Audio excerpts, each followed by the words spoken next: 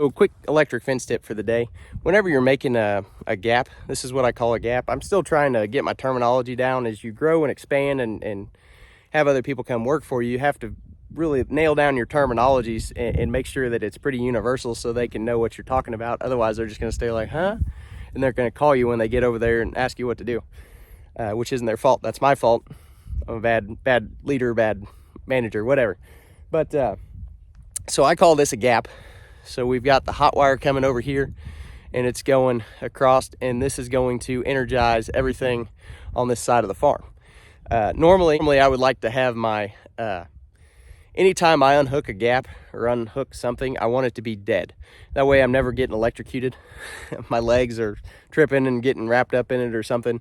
But crazy things can happen. So I always try to make sure when I unhook a wire that it's dead. So I need to fix that one eventually. Or probably should. I don't know that I will, but I probably should. I would recommend you, if you're going to build one, do it the way you want it. So the other thing that I want to talk about here, again, I call this a gap. If I'm going through a gate, it's usually a steel gate. Panels, everybody calls panels what I would call a steel gate, and I call a panel like those little wire panels. That's what I call panels. So the terminology in the ag world's crazy. We need to get systems worked out here, folks.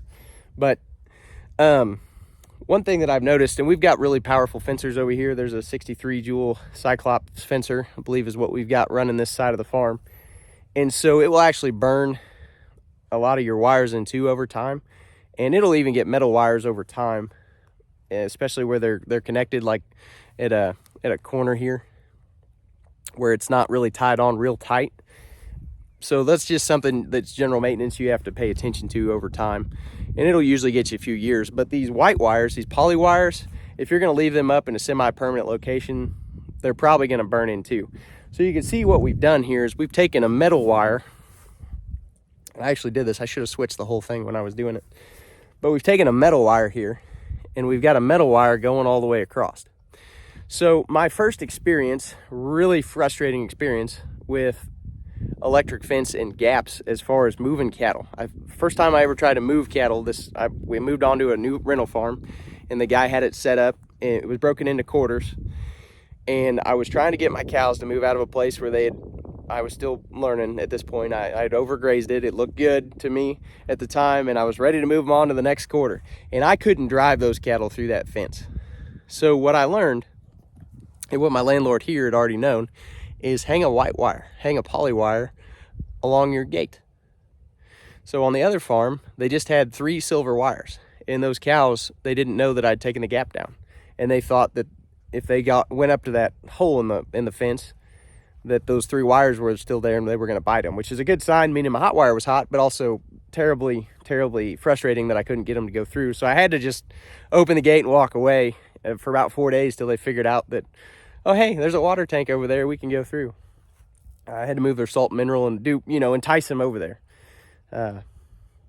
Grain, probably, if you were feeding grain, that probably would have helped. So it probably would have been the one time I'd have been like, yep, just give them a little grain and they'll walk right through. So it can help in the training process for sure. Put your silver wire going across, that's your main wire. And then add a poly wire along your gap. And then when you move it, the cattle see that white wire's gone, especially if you're doing daily, weekly moves, something like that. Those cattle are gonna know when that white wire moves, they get to move. So it's a very easy adjustment. And if you just have a silver wire there, if your cattle are used to moving, you're doing what daily or weekly moves, you could probably get by. Like with my cows, I could probably get by with that post. Once they've been through it once, there's probably not too many issues.